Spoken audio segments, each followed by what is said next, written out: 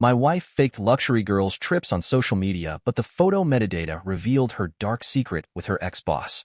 I, 32M, never thought I'd be the guy writing one of these posts, but here I am. I work in IT, specifically in cybersecurity, and that knowledge turned out to be both a blessing and a curse when it came to discovering what my wife was really up to during her girls' trips. This isn't a story about sophisticated hacking or elaborate surveillance. It's about how the simplest digital footprints led me to a truth I wasn't prepared to find. It started 6 months ago when my wife began talking about planning these weekend getaways with her college friends. We've been married for 5 years, and she'd never been big on girls' trips before, but she said turning 30 made her realize she needed to maintain these friendships better. It made perfect sense to me. I even encouraged it, thinking it would be good for her to have something outside our routine. She'd been somewhat distant lately, and I figured maybe she just needed some time with friends. The planning phase seemed normal enough. She joined a group chat, started sharing Pinterest boards of activities, and seemed genuinely excited. I helped her book the first trip to Miami, even using our credit card points to upgrade her flight. She showed me the itinerary. South Beach hotels, restaurant reservations, club bookings, everything looked legitimate. The first red flag was subtle, something most people wouldn't notice. She posted photos on Instagram of her and her friends at a rooftop bar in Miami. Beautiful sunset, cocktails, the works. But something felt off about the lighting in one of the photos. See, I've done some photography work as a hobby, and the shadows weren't quite right for the timestamp. In Miami, the sun sets over the water, casting specific shadows. These shadows were coming from the wrong direction. I tried to shake it off as paranoia, but then I noticed she'd tagged the location as Skyline Bar Miami, yet the buildings in the background didn't match Miami's skyline. I've been there enough times for work to know what it looks like. This skyline was different, fewer high-rises, different architectural style. Being in IT, I know my way around digital forensics. It's part of my job to notice these details. I didn't want to be that paranoid husband, but I couldn't shake the feeling. So I downloaded the photos and checked the metadata. That's when my stomach dropped.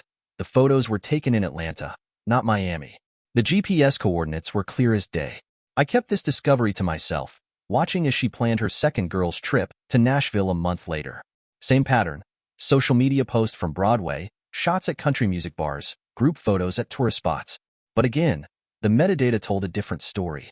The photos were taken at various locations around Atlanta.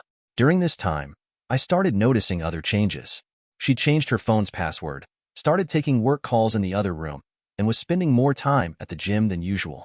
Classic signs, I guess, but you never want to believe it when it's happening to you. The third trip was supposed to be to New Orleans. This time, I decided to dig deeper. Not out of some obsessive need to control. I just needed to know the truth. I found an app on our shared iPad that she'd forgotten to log out of, one that lets users schedule posts to make it appear they were posting in real time from different locations. She'd been using it to create an alibi, scheduling posts about beignet and jazz clubs while she was somewhere else entirely. Then came the discovery that broke everything wide open. I was using our shared laptop to print some documents when I noticed she'd forgotten to log out of a backup email account I'd never seen before. There were hotel confirmations, but not for Miami, Nashville, or New Orleans. All Atlanta. Same hotel, same room type. But the reservations weren't under her name.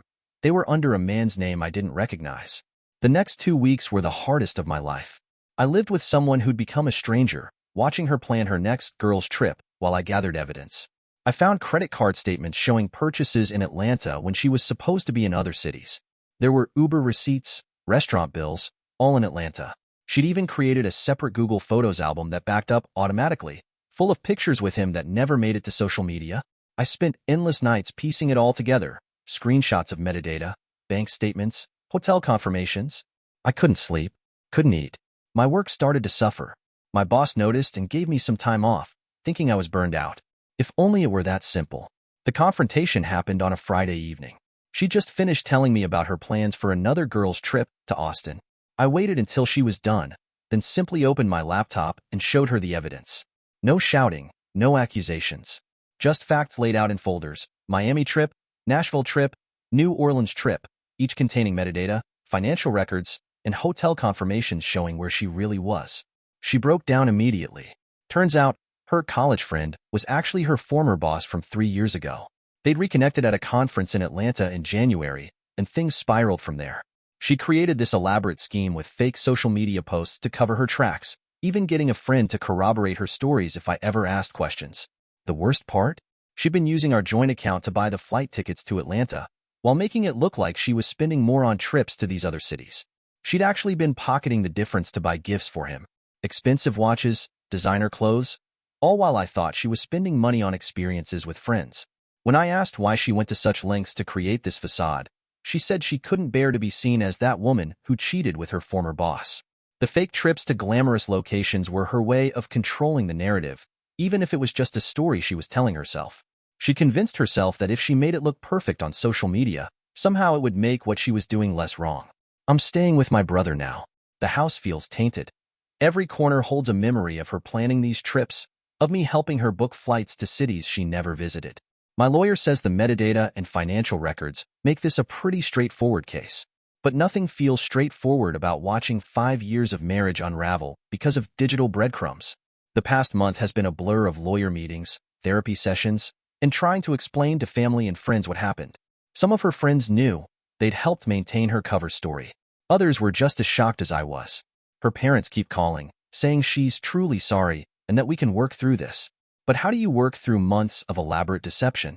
The irony isn't lost on me that the same technical skills that made me good at my job made me good at uncovering her deception. Every day I deal with digital forensics at work, and now I've had to use those same skills to uncover the truth about my own marriage. Sometimes I wish I'd never noticed those shadows in that first photo. But then I remember. The truth was always there, hidden in the metadata.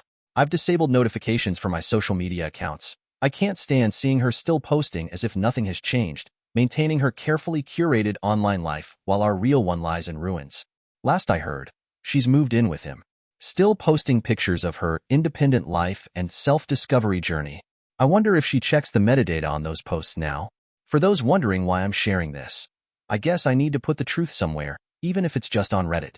And maybe this will help someone else who notices those little digital discrepancies that seem too small to matter. Sometimes the metadata tells the real story. Sometimes the truth isn't in the carefully filtered photos or the perfectly worded captions. It's in the data behind them.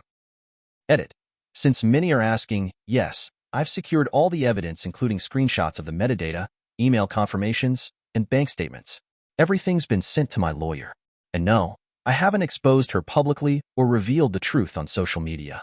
As tempting as it is, I'm choosing to handle this privately through legal channels. Edit 2. To clarify, I didn't hack anything. All the information I found was either publicly available metadata from posted photos or from accounts left logged in on our shared devices. I never installed spyware or broke into her accounts. Edit 3. Thank you for all the support and the private messages. And to those suggesting I was controlling for checking the metadata, I had a gut feeling something was wrong and I investigated. I won't apologize for that. Trust your instincts. Edit 4. To the person who asked, yes, I've already gotten tested for STDs. All clear, thankfully. And I've frozen our joint credit cards and separated our finances as much as possible. Thank you for watching. If you enjoyed this story, please hit that subscribe button. Don't forget to give it a thumbs up and share it with friends or family who might enjoy it too. Your support means a lot. And if you have any thoughts, questions, or story ideas, drop them in the comments below. I'd love to hear from you. See you in the next story.